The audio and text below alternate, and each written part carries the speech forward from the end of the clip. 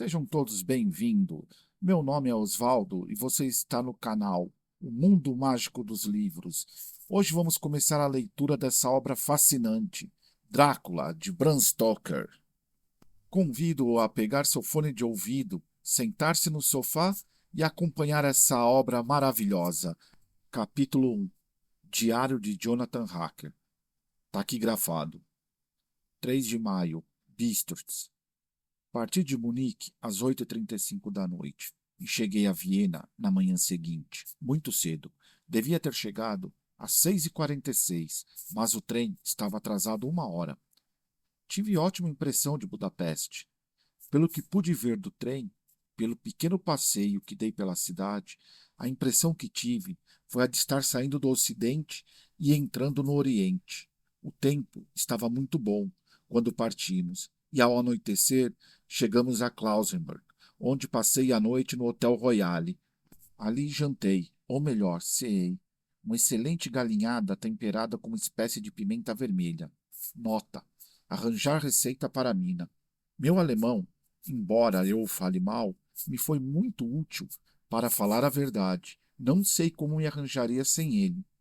Antes de partir de Londres, como dispunha de algum tempo, fiz uma visita ao Museu Britânico, onde consultei livros e mapas referentes à Transilvânia. Descobri que a região por ele mencionada fica perto das fronteiras de 3 estados: Transilvânia, Moldóvia e Bucovina, nos Montes Cárpatos, um dos lugares mais selvagens e menos conhecidos da Europa.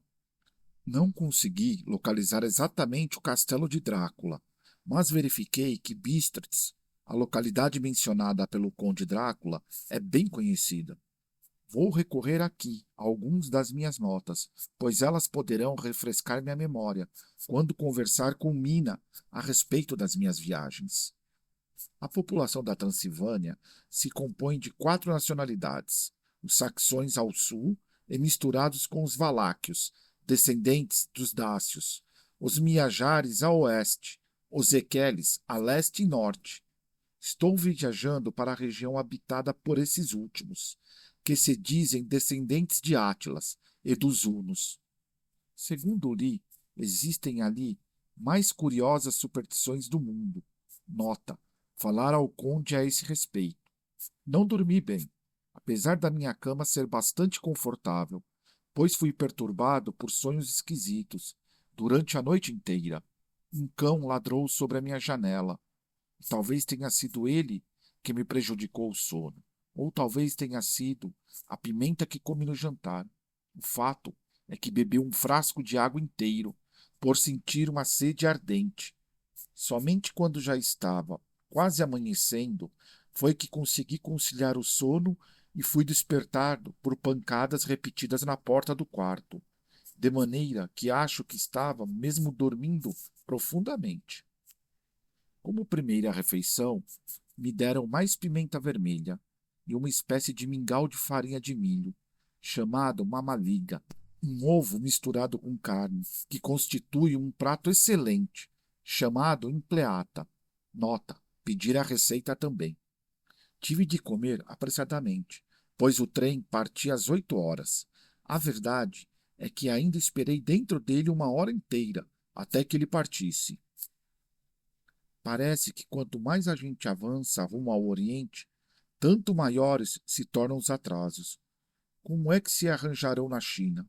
Durante todo o dia atravessamos uma bela região, entremeada de aldeias ou castelos, situados em encostas de colinas íngremes. Em todas as estações havia grupos camponeses, metidos em seus trajes regionais. São pitorescos e parecem à primeira vista bandidos orientais. São inofensivos, conforme me disseram. Já escurecera quando chegamos a Bristitz, que é uma velha localidade, muito interessante, situada praticamente na fronteira com a Bucovina. Tem tido uma existência tempestuosa e mostra os sinais disso. Há 50 anos ocorreu aqui uma série de grandes incêndios que provocaram enormes prejuízos, em 5 ocasiões diferentes. No começo do século XVII, suportou um sítio que durou 3 semanas, tendo perdido 13.000 pessoas, e as baixas de guerra foram acrescidas dos que morreram de fome e miséria. O conde Drácula me havia indicado o Hotel Coroa Dourada, onde eu já era esperado. Uma anfitriã simpática, vestindo trajes regionais, recebeu-me e deu-me as boas-vindas. É o Herr inglês? Perguntou, fazendo uma mesura. Sim, respondi. Sou Jonathan Harker. Sorrindo, ela fez um sinal a um velho em mangas de camisa que se retirou e voltou pouco depois, trazendo-me a seguinte carta. Meu amigo, seja bem-vindo ao Monte Cárpatos. Espero com ansiedade. Desejo que passe uma boa noite e amanhã, às 3 horas, tome a diligência que se destine a Bucovina, e na qual já estará reservado um lugar para o senhor, no Paço de Borgo. Minha carruagem o estará esperando e o conduzirá até mim. Espero que sua viagem de Londres, até agora, tenha sido boa. Estou certo que será agradável sua estada em meu belo país. Seu amigo, Drácula. 4 de maio. O dono do hotel, segundo fui informado, recebeu uma carta do conde dando-lhe instruções para reservar o melhor lugar para mim na diligência. Quando o interroguei a esse respeito, porém ele me pareceu reticente e fingiu que não estava entendendo o alemão que eu falava. Isso não podia ser verdade, pois antes já o havia entendido perfeitamente. Pelo menos respondeu minhas perguntas, como se as tivesse entendido. Ele e sua mulher, a velha que me recebera, entreolhavam-se parecendo amedrontados. Quando perguntei ao dono do hotel se conhecia o castelo do Conde Drácula, tanto ele como sua mulher se resignaram que nada sabiam, mas já estava tão perto da hora de partir que não tive tempo de fazer perguntas. A outra pessoa àquele respeito. Parecia haver um certo mistério, nada tranquilizador. Pouco antes da minha partida, a mulher do dono do hotel foi ao meu quarto e perguntou, sem esconder o grande nervosismo: O senhor tem mesmo que ir, jovem Hare? Tem mesmo que ir? Estava tão excitada que custei a entender o que dizia. Parecia não estar mais dominando o pouco do alemão que conhecia e o misturava com alguma outra língua que eu desconhecia. Quando lhe respondi que não podia deixar de ir, pois estavam me esperando para um negócio importante, perguntou de novo: Sabe em que dia estamos? Respondi que era 4 de maio, mas ela sacudiu a cabeça e retrocou: É claro, sei muito bem, mas sabe que dia é hoje? Como eu lhe disse que não estava compreendendo, ela continuou: Hoje é a véspera do dia de São Jorge. Não sabe que hoje, quando o relógio bater meia-noite, todos os espíritos malignos do mundo estarão soltos? Que acontecerá então com o senhor? Parecia tão assustada que procurei acalmá-la, mas em vão. Acabou caindo de joelhos diante de mim, suplicando-me que não partisse, que esperasse pelo menos mais 1 ou 2 dias. Sua atitude pareceu-me verdadeiramente ridícula e acabei ficando nervoso. Reafirmei que negócios importantes exigiam minha partida. Ela se pôs de pé, enxugando os olhos, e tirando um pequeno crucifixo, entregou-me. Membro da igreja anglicana, fiquei sem saber o que fazer, pois considero tais objetos como idólatras, mas, ao mesmo tempo, não queria desapontar a velha senhora, que estava tão bem intencionada em tal estado de espírito. Creio que ela percebeu minha hesitação, pois tratou de colocar ela mesma o crucifixo em meu pescoço, dizendo-me: Por amor de sua mãe. Logo depois retirou-se do quarto. Estou escrevendo essas linhas enquanto espero a diligência, já atrasada. Conservo o crucifixo no pescoço. Não sei se é a sua presença ou porque a dona do hotel tenha me contagiado com seu nervosismo, mas o fato é que não estou me sentindo muito à vontade, como habitualmente. Se este caderno chegar às mãos de Mina antes que eu volte para junto dela, aqui lhe deixo meu adeus. A diligência está chegando. 5 de maio, Castelo. As névoas da manhã dissiparam-se e o sol já se acha bem alto. Não estou com sono, e como não vou ser chamado senão quando acordar, Escreverei até vir o sono. As minhas impressões da viagem, depois da partida de Bristol, foram bem estranhas e variadas. Quando cheguei junto à diligência para torná-la, o cocheiro estava conversando com o dono do hotel, sem dúvida a meu respeito, pois me olharam de soslaio. Consegui ouvir, durante sua conversa, diversas palavras, muitas vezes repetidas, palavras esquisitas, pois falavam várias línguas. Assim tirei da valise meu dicionário poliglota e olhei o significado dessas palavras.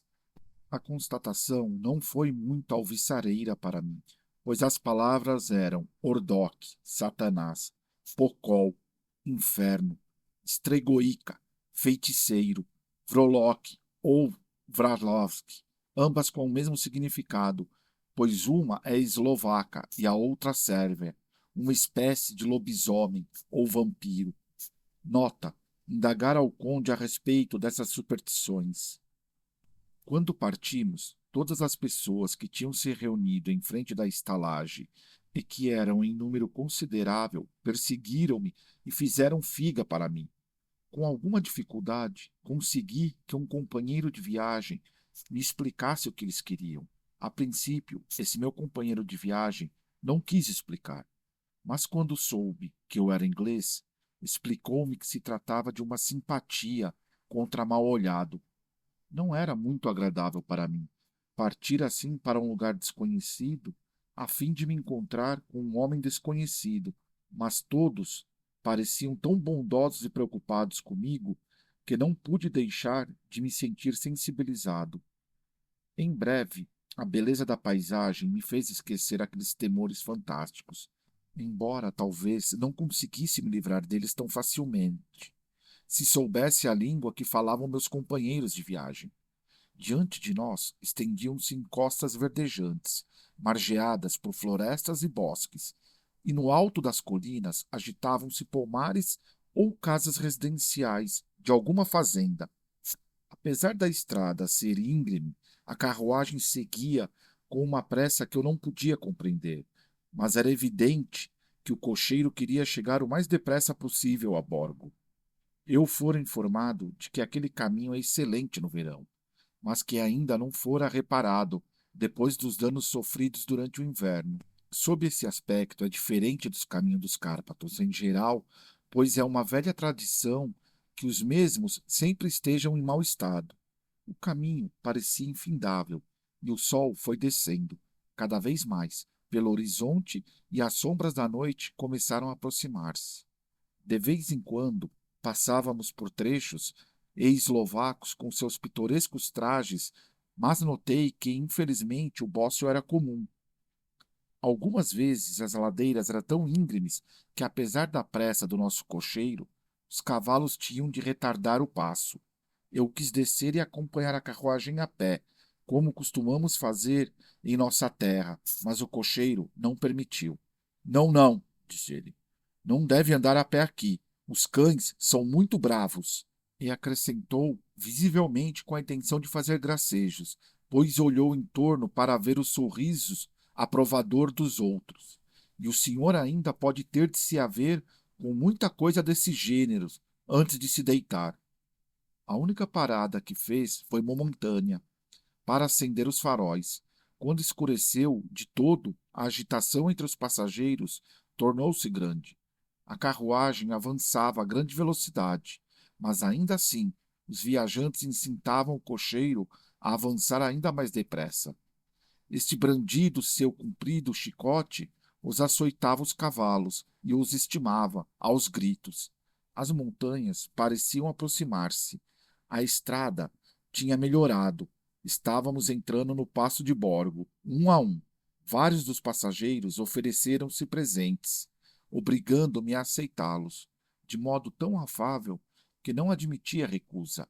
Eram presentes esquisitos, não resta dúvida, mas todos oferecidos com boa vontade, com uma palavra de carinho, uma bênção e aquela mistura estranha de movimentos supersticiosos que eu vira diante do hotel de Brigitte.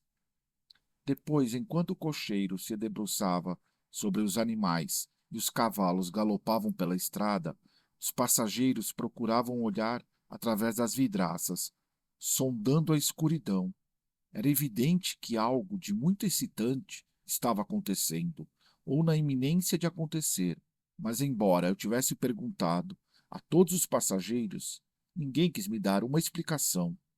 Essa excitação se manteve durante algum tempo, e afinal avistávamos diante a entrada do passo do lado oriental.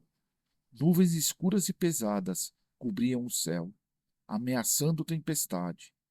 Tinha-se a impressão de que a cadeia de montanhas separava duas atmosferas e que havíamos entrado agora na tempestuosa. Comecei a procurar a condução que deveria me levar para junto do conde. Esperava, a qualquer momento, ver o clarão dos faróis, mas só via a escuridão. A única luz era dos faróis de nosso próprio carro. Os passageiros me olhavam com uma espécie de alegria, que parecia zombar de meu próprio desapontamento. Eu estava pensando no que deveria fazer, quando vi o cocheiro consultar o relógio e dizer aos outros algo que mal pude ouvir, pois foi dito em voz muito baixa.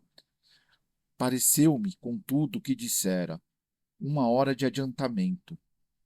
Depois ele se voltou para mim e disse-me num alemão pior que o meu: Não há carruagem alguma aqui. O Herr não está sendo esperado. Deve ir conosco para Bucavina e voltar amanhã, ou depois. Depois de amanhã será melhor. Enquanto falava, os cavalos começaram a relinchar e a corcovear de maneira que o cocheiro precisou dominá-los. Então, entre gritos dos camponeses, todos se persignando, apareceu uma caleca de 4 cavalos diante de nós, que, vindo por trás da diligência, emparelhou-se com ela. À luz dos faróis, pude notar que os 4 cavalos eram todos pretos e tinham magnífica aparência. Eram dirigidos por um homem alto, de comprida barba castanha e grande chapéu preto, que parecia esconder seu rosto de nós. Apenas pude notar o brilho de seus olhos, muito vivos. Está adiantado esta noite, meu amigo, disse ele ao cocheiro. O homem gaguejou em resposta. O Herr inglês estava com muita pressa, ao que o estranho retrucou: Talvez seja por isso que querias levá-lo para Bucavina? Não tentes iludir-me, meu amigo. Sei muita coisa e meus cavalos são velozes. Enquanto falava, sorria, e a luz dos faróis iluminou-lhe a boca, de contorno rude, com lábios muito vermelhos e dentes aguçados e brancos como marfim. Um dos meus companheiros de viagem murmurou para o outro, verso de Lenore de Bourget: Den dir Toden reiten schönen, pois a morte viaja depressa. O estranho, sem dúvida, ouviu aquelas palavras, pois olhou sorrindo. O viajante virou o rosto, perseguindo-me. Dei-me a bagagem de Herr, ordenou o estranho, e rapidamente minhas malas foram colocadas na carroça. Desci do lado da diligência, ao longo da qual estava estacionada a caleche, e o cocheiro desta ajudou-me a subir, pegando-me pelo braço, com um punho de aço. Sua força devia ser prodigiosa. Sem uma palavra, ele sacudiu as rédeas, os cavalos viraram-se e mergulhamos na escuridão, de passo olhando para trás. Vi a diligência partir a caminho de Covina. Vendo-a sumir nas trevas da noite, correu-me pelo corpo um estranho arrepio de frio, e dominou-me a sensação de isolamento. Mas senti um manto ser atirado sobre meus ombros, um chalé sobre meus joelhos, e o cocheiro me disse, em excelente alemão: A noite está fria, mein Herr, e meu senhor, o conde, me incumbiu de tomar conta do senhor.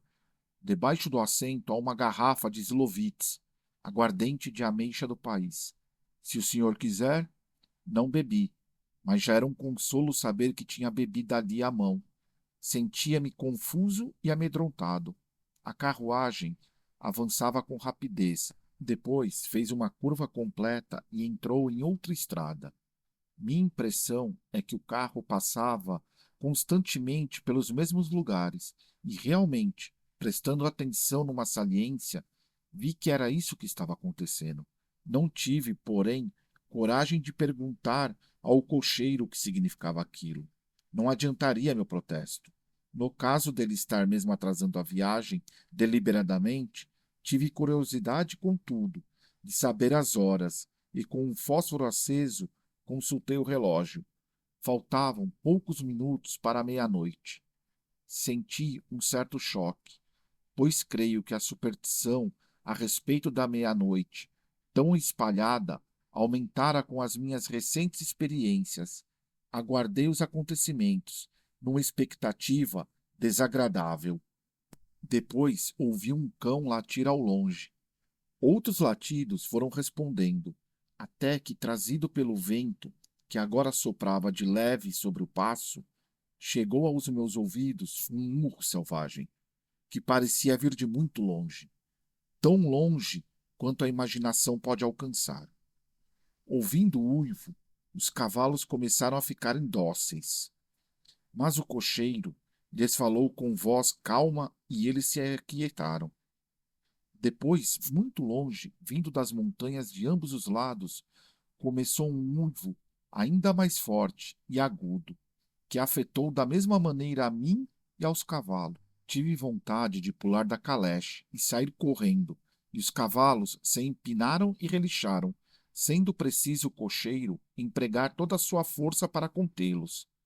Dentro de alguns minutos, contudo, meus ouvidos se acostumaram com aquele som, e os cavalos ficaram tão calmos que o cocheiro pôde descer do carro e se colocar diante deles, acariciando-lhes e falando-lhes no ouvido, como eu tive ouvido dizer que os domadores de cavalo costumam fazer, e com grandes resultados, pois os animais se mantiveram inteiramente calmos, embora ainda tremessem. O cocheiro voltou para o seu lugar e tocou o carro a grande velocidade. Dessa vez, quando chegou à extremidade do passo, virou de súbito para um caminho que fazia uma curva apertada para a direita. Árvores margeavam o caminho, e de novo grandes rochedos surgiram de ambos os lados. Apesar de estarmos abrigados, podíamos ouvir o sibilar do vento. O frio aumentava e a neve começou a cair em flocos muito finos. O vento ainda nos trazia o latido dos cães, embora cada vez mais fracos. O uivo dos lobos parecia ao contrário, cada vez mais próximo. Tive receio de que os cavalos partilhassem meu medo. O cocheiro, contudo, parecia imperturbável. Olhava ora para a esquerda, ora para a direita, mas eu não conseguia distinguir coisa alguma no meio da escuridão. De repente, vi brilhar uma luz azulada à esquerda. O cocheiro a viu no mesmo tempo. Deteve imediatamente os cavalos, saltou do carro e sumiu nas trevas. Eu não sabia o que fazer, principalmente com o uivo dos lobos cada vez mais perto. Mas enquanto estava pensando, o cocheiro reapareceu e, sem dizer uma palavra, sentou-se no seu lugar e continuamos a viagem. Creio que adormeci e comecei a sonhar com o incidente, pois ele se repetiu indefinidamente e agora, relembrando-me, tenho a impressão que é um pesadelo horrível. Certa vez a chama apareceu tão perto da estrada que, apesar da escuridão que nos cercava, pude distinguir as feições do cocheiro. Ele se dirigia rapidamente para o ponto onde aparecia a chama azulada, que devia ser muito fraca, pois não parecia iluminar o local, situada em torno dela, e apanhando algumas pedras, arranjava-as de certo modo. Certa vez surgiu um estranho efeito óptico, quando o cocheiro ficou entre mim e a chama, não obstruí sua luz fantasmagórica. Isso me intrigou, mas o efeito foi momentâneo. Depois as chamas azuis sumiram entre a escuridão, com o uivo dos lobos em torno de nós, como se os animais nos estivessem seguindo num círculo envolvente. Afinal, houve uma ocasião, era que o cocheiro avançou mais do que das outras vezes, e durante sua ausência, os animais começaram a relinchar e pinotear apavorados. Não compreendi o motivo disso. pois o uivo dos lobos cessara inteiramente. Justamente então, a lua, irrompendo entre as nuvens escuras, surgiu atrás de um rochedo, e à sua luz via um círculo de lobos, com os dentes pontiagudos e as línguas pendentes. Senti-me paralisado pelo medo. Todos juntos, os lobos começaram a uivar, como se a lua tivesse algum efeito peculiar. Os cavalos empinavam, desesperados, mas o círculo vivo do terror os cercava por todos os lados, e eles tinham de ficar dentro dele. Gritei chamando o cocheiro, pois compreendi que a única solução seria tentar romper o círculo dos lobos. E para ajudá-lo a se aproximar, comecei a gritar e bater com as mãos no lado de fora da caleche, na esperança de assustar os lobos que estavam daquele lado e dar ao cocheiro uma oportunidade de se aproximar. Como ele chegou, não sei, mas o fato é que ouvi sua voz, dando uma ordem imperiosa, e olhando para a direção de onde partiu o som, eu o vi de pé, na estrada. Agitou os braços, como que afastando algum obstáculo impalpável, e os lobos recuaram. Nesse momento, uma pesada nuvem obscureceu a lua, e as trevas reinaram outra vez. Quando pude distinguir as coisas de novo, o cocheiro estava entrando na caleche e os lobos tinham desaparecido. Era tão estranho que um pavor indizível me dominou e tive medo até de falar ou me mexer. Continuamos a subir, descendo às vezes, mas quase sempre subindo. De repente, notei que o cocheiro estava fazendo os cavalos entrarem no pátio de um vasto castelo arruinado, de como, nas janelas, não vinha um só raio de luz. Capítulo 2. O Diário de Jonathan Hacker. 5 de maio. Eu devia ter dormido, pois se estivesse inteiramente acordado, teria notado a aproximação de um lugar tão notável. Na escuridão, o pátio parecia muito grande e vários caminhos escuros davam para ele, através de grandes arcos arredondados, que talvez parecessem maiores do que eram na realidade. Quando a caleche parou, o cocheiro me ajudou a descer. De novo, não pude deixar de notar sua força prodigiosa. Em seguida, ele tirou minha bagagem que colocou no chão ao meu lado, diante de uma grande e velha porta de ferro, que se abria na parede de pedra. Subindo de novo para a caleche, o cocheiro sacudiu as rédeas. Os animais partiram e o carro desapareceu numa das passagens escuras. Fiquei em silêncio, onde estava, sem saber o que fazer. Não havia sinal de campainha ou de aldraba, e nem parecia provável que minha voz penetrasse aquelas paredes e janelas escuras. Tive a impressão de ter esperado um tempo infinito. Em que lugar viera me meter e com que espécie de gente? Seria uma aventura banal na vida de um mero ajudante de procurador que tinha de explicar a um estrangeiro a compra de uma propriedade em Londres? Ajudante de procurador. Ainda não gostaria disso. Procurador, pois pouco antes de sair de Londres, eu soubera que fora feliz no concurso que fizera. Era agora um procurador. Tive de me beliscar e esfregar os olhos, para ver se estava acordado. Aquilo tudo estava me parecendo um pesadelo horrível, e esperava acordar, de repente, em minha casa. Mas meus olhos não me iludiam. Estava realmente acordado, nos Cárpatos. A única coisa que me restava era ter paciência e esperar o amanhecer. Justamente quando chegar a essa conclusão, ouvi por trás da porta passos pesados que se aproximavam. Uma chave girou na fechadura, com um rangido característico de desuso, e a pesada porta se abriu.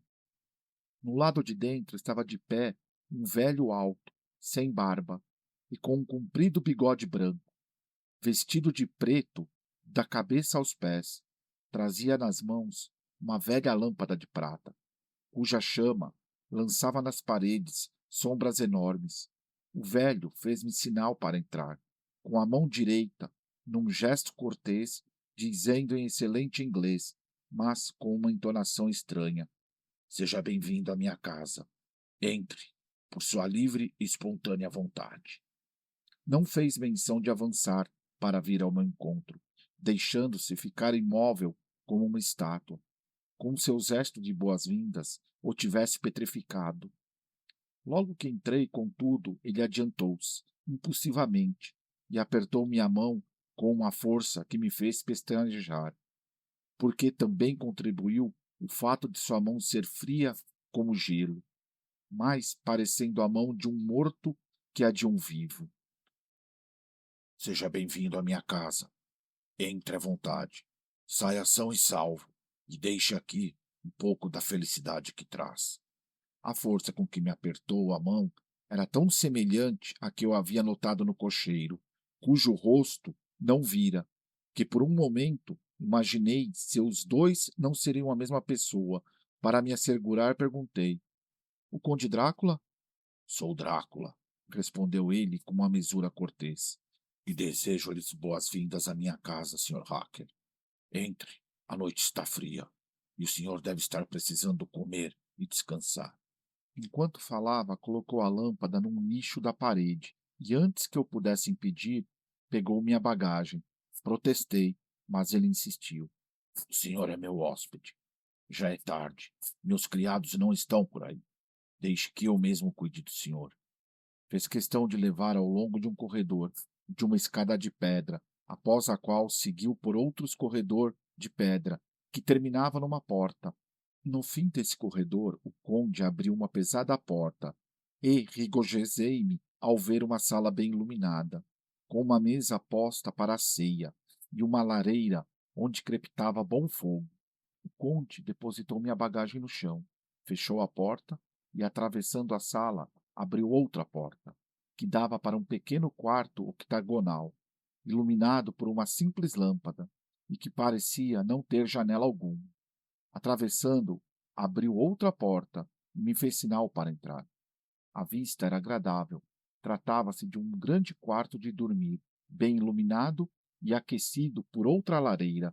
O próprio conde colocou ali minha bagagem e disse, antes de fechar a porta: O senhor há de querer, depois da viagem, fazer sua toilette. Espero que encontre o que deseja. Quando terminar, pode passar para outra sala, onde encontrará a ceia preparada. A luz e o calor e a cortês recepção do conde tinham dissipado minhas dúvidas e receios. Voltando ao meu estado normal, verifiquei que estava faminto. Assim, depois de fazer uma toilette rápida, entrei na outra sala. Encontrei a ceia já posta.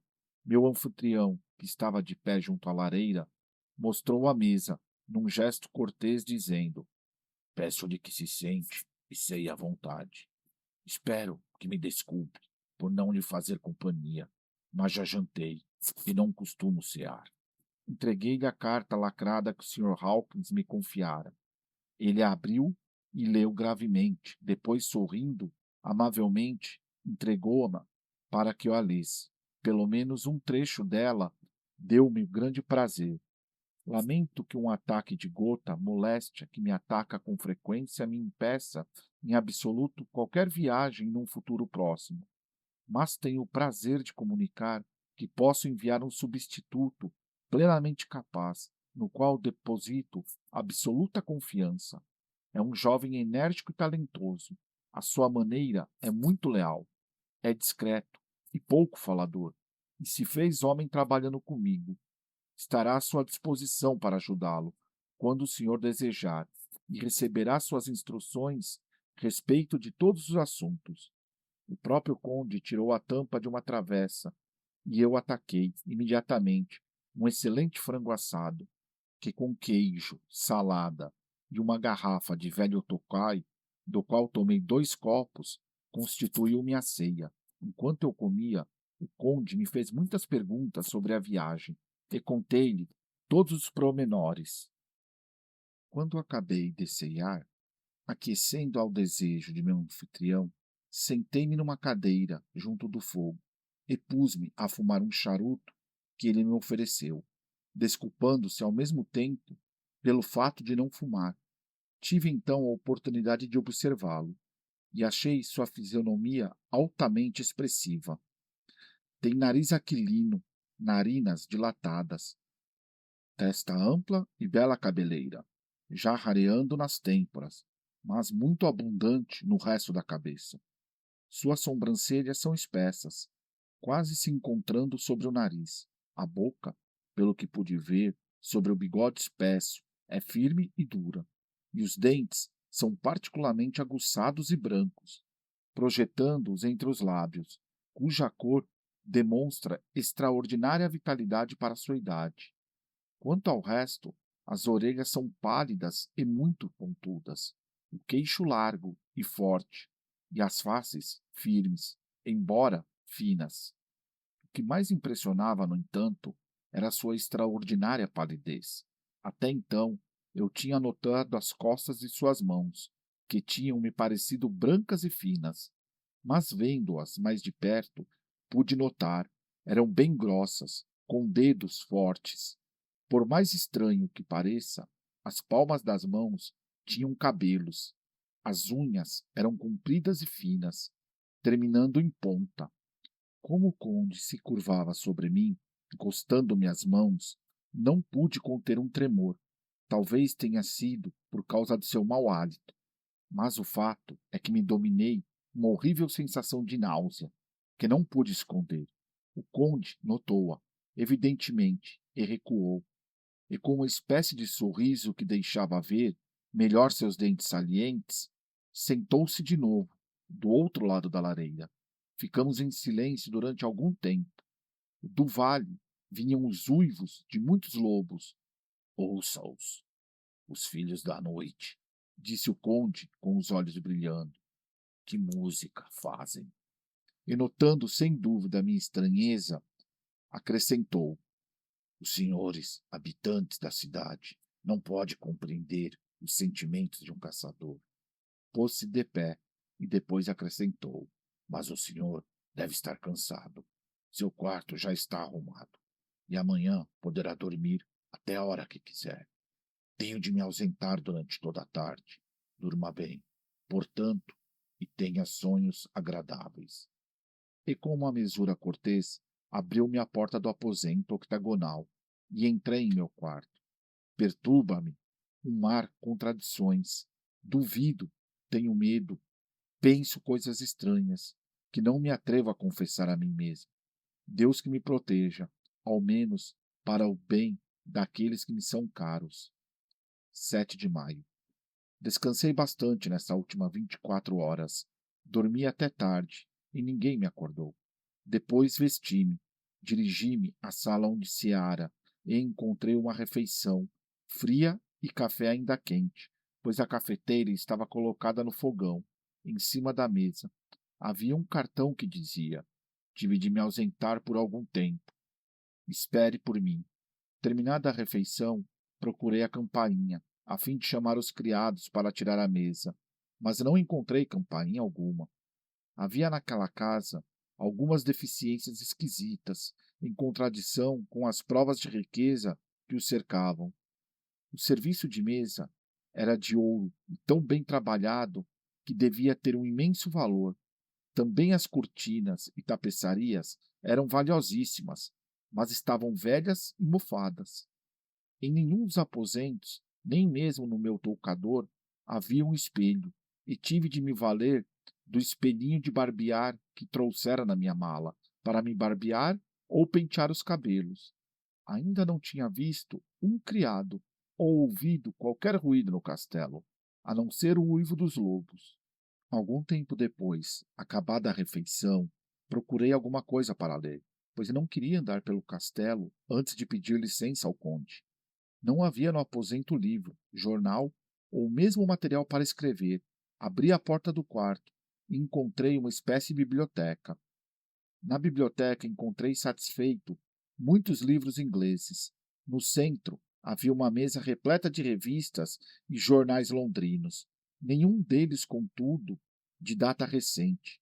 Os livros eram sobre assuntos os mais variados e havia até o Guia de Londres. Enquanto estava examinando os livros, a porta se abriu e o conde entrou. Saudou-me cordialmente e acrescentou: estou satisfeito que tenha achado o caminho para aqui, pois tenho certeza que aqui muita coisa que me interessará.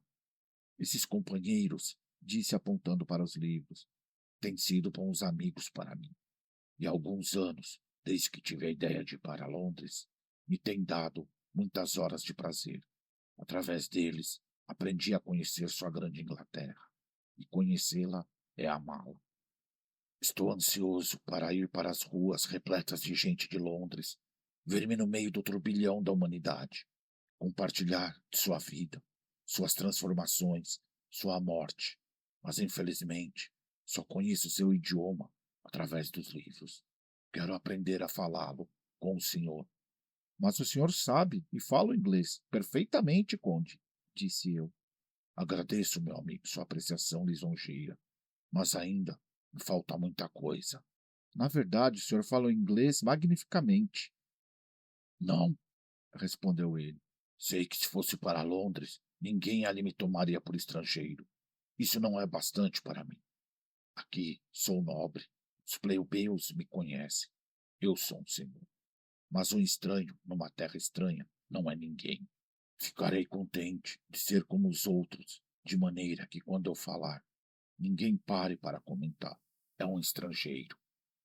Tenho sido senhor tanto tempo, continuaria ainda a ser senhor, ou pelo menos ninguém seria meu senhor.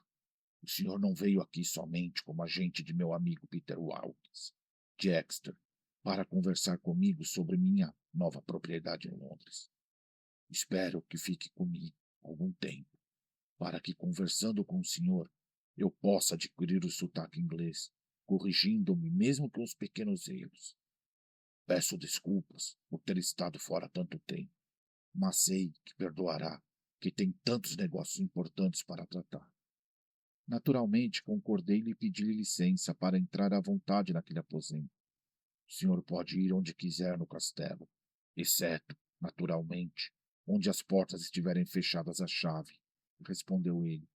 Não pode se esquecer de que estamos na Transilvânia, onde os costumes são diferentes dos da Inglaterra.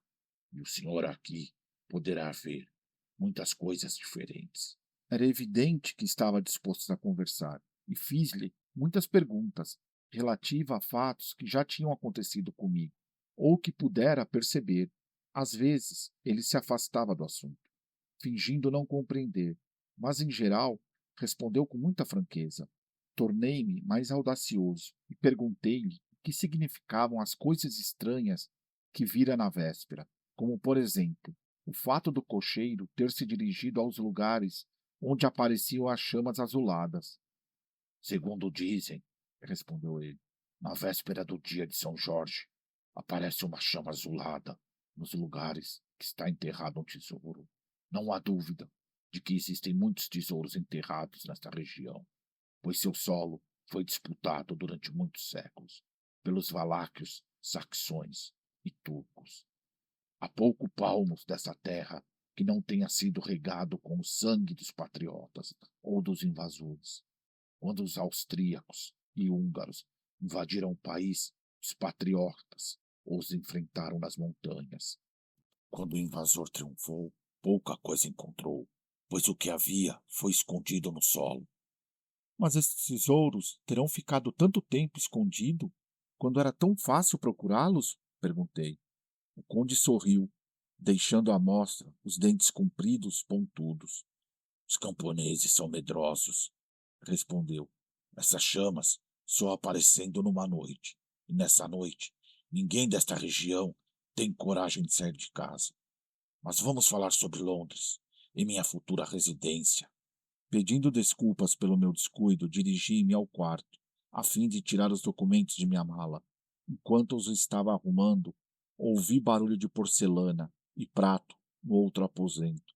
E quando voltei, notei que a mesa já fora tirada e que a lâmpada não estava acesa, pois escurecera de todo.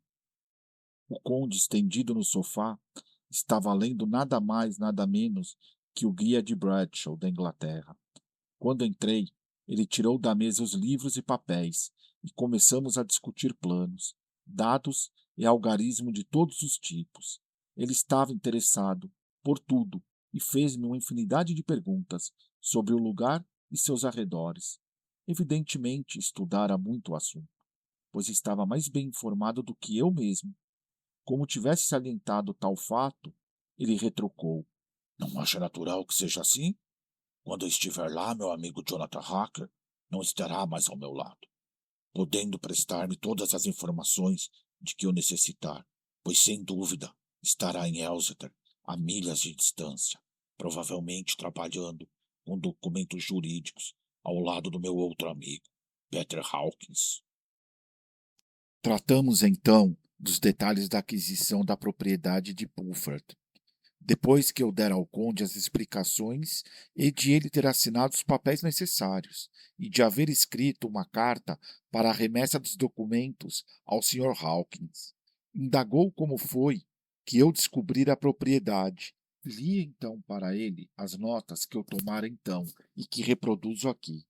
Em Purford, num caminho transversal, descobri uma propriedade que parecia adequada e onde havia um cartaz estragado, anunciando que a mesma estava à venda. É cercada por um muro alto de pedras, que há muitos anos não é reparado. Os portões são de carvalho e ferro, roído pela ferrugem. A propriedade é chamada Carfax. Sem dúvida, corruptela de 4 faces, pois a casa tem 4 fachadas que dão para os pontos cardeais. A propriedade deve ter uns 20 acres, cercados inteiramente pelo muro supramencionado. Há muitas árvores que tornam o lugar sombrio e uma capela nos fundos. Existem poucas casas nas proximidades, sendo uma delas muito grande, ampliada há pouco tempo e transformada em hospício. Não é visível, no entanto, dos terrenos da propriedade. Quando terminei, o conde disse: Sinto-me satisfeito de saber que se trata de uma casa grande e velha. Pertenço a uma velha família. Seria horrível para mim ter que morar numa casa nova. Também sinto-me satisfeito por saber que possui uma capela. Nós, os nobres transilvânios, achamos que nossos ossos não devem jazer entre os mortos plebeus. Não estou procurando alegria. Já não sou jovem. Meu coração, depois de acostumado com a morte, durante tantos anos, não está afeito à juventude. Tive a impressão, contudo, de que sua fisionomia não estava muito de acordo com as palavras que dizia, ou melhor, que suas expressões davam ao sorriso algo de malicioso e amargo. Logo depois pediu licença e retirou-se, pedindo-me para arrumar todos os papéis. Comecei então a examinar os livros, e folheando um atlas, este se abriu, como que por acaso, num mapa da Inglaterra. Debruçando-me sobre ele, vi que havia 3 localidades, com um pequeno círculo feito à tinta. Notei que uma delas era a leste de Londres, precariamente onde ficava a nova propriedade do conde. As 2 outras eram de Exeter e Whitburn, na costa de Warwickshire. Passara-se quase 1 hora, quando o conde voltou, sempre metido com os livros. Disse ele: Muito bem, mas não deve ter trabalhado demais. Venha, fui informado de que a ceia está pronta. Levou-me aos aposentos vizinhos, onde, de fato, a mesa estava posta. Mais uma vez, o conde desculpou-se por não me fazer companhia, pois tinha jantado quando estivera fora de casa. Contudo, conversou comigo enquanto eu comia, como na véspera. Depois da ceia, fumei, como na noite anterior, e o conde ficou junto de mim, conversando e fazendo-me perguntas sobre os mais variados assuntos. Eu estava sem sono, pois o da noite anterior me fortificara, mas não pude deixar de sentir esse arrepio que nos costuma vir quando a madrugada se aproxima. De repente, ouvimos o canto de um galo, que cortou estridente o ar calmo da madrugada. O conde ergueu-se, de um pulo. Como? Exclamou. Já é madrugada de novo. Não devia tê-lo feito ficar acordado até essas horas. O senhor deve tomar menos interessante sua conversa sobre minha nova pátria, a Inglaterra, para que eu não me esqueça, a de que o tempo voa. E com uma mesura cortês, retirou-se.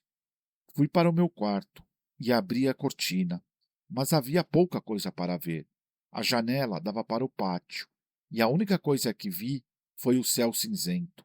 Assim, tornei a fechar as cortinas e tratei de tomar essas notas no meu diário. 8 de maio. Começo a recear, quando escrevo este diário, que esteja me tornando muito vago, mas sinto-me satisfeito por não ter anotado os pormenores desde o princípio, pois há algo que tão estranho nesse castelo que não posso deixar de me sentir inquieto. Antes já estivesse fora dele, ou nunca nele tivesse entrado. Talvez essa estranha existência noturna esteja me afetando, mas apenas isto. Se pelo menos eu tivesse alguém para conversar, só tenho um conde com quem conversar. E ele. Receio ser a única alma vivente neste castelo. Sejamos mais prosaicos. Tanto quanto os fatos podem ser. Isso me ajudará a suportar a situação. E a imaginação não me atormentará. Se isso acontecer, estou perdido. Dormi apenas algumas horas. Quando me meti na cama, vendo que não conseguiria dormir mais, levantei-me. Prendi na janela meu espelhinho de barbear. Estava começando a fazer a barba, quando de súbito senti que me seguravam pelo ombro e ouvi a voz do conde dizer: Bom dia. Fiquei surpreso, pois me intrigava o fato de não tê-lo visto entrar, quando todo o aposento por trás de mim estava refletido no espelhinho. Na minha excitação, cortei-me ligeiramente com a navalha, mas no primeiro momento não notei o fato. Tendo respondido à saudação do conde, tornei a olhar para o espelho, para ver como me enganara.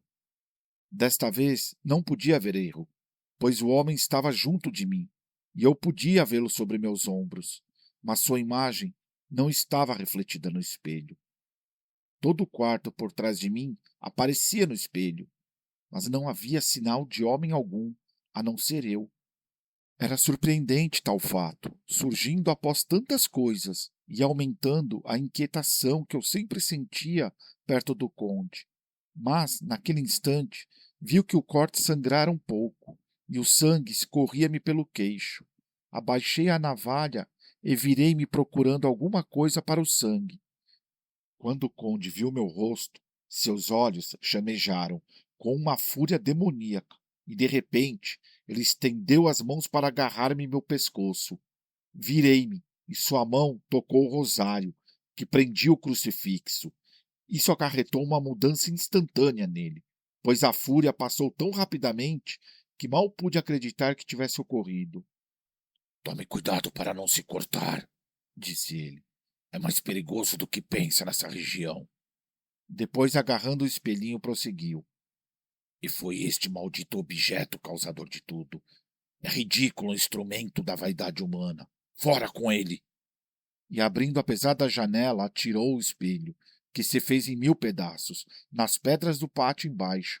Depois retirou-se, sem dizer uma palavra. Foi uma coisa muito desagradável, pois não sei como vou fazer a barba, a não ser que a caixa do meu relógio ou o fundo da bacia de barbear, que felizmente é de metal, sirvam de espelho. Quando cheguei à sala de jantar, a refeição matinal estava posta, mas não consegui encontrar um conde em lugar algum. Assim comi sozinho. É estranho ainda não ter visto o conde comer ou beber. Deve ser um homem bem original. Depois de comer, andei um pouco pelo castelo. Desci a escada e encontrei um aposento dando para o sul. A vista era magnífica. O castelo fica à beira de um terrível precipício. Uma pedra que caia da janela se despenhará por 1000 pés, sem tocar coisa alguma.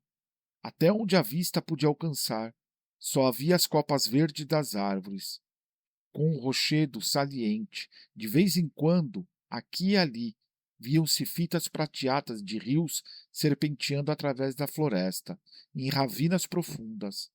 Continuei a examinar o castelo. Portas, portas por toda a parte. e todas as portas fechadas e trancadas. O castelo é uma verdadeira prisão e eu sou prisioneiro. A leitura desse livro continuará no próximo vídeo. Se você chegou até aqui, peço que deixe seu joinha e se inscreva em nosso canal para não perder os próximos vídeos. Obrigado e até a próxima!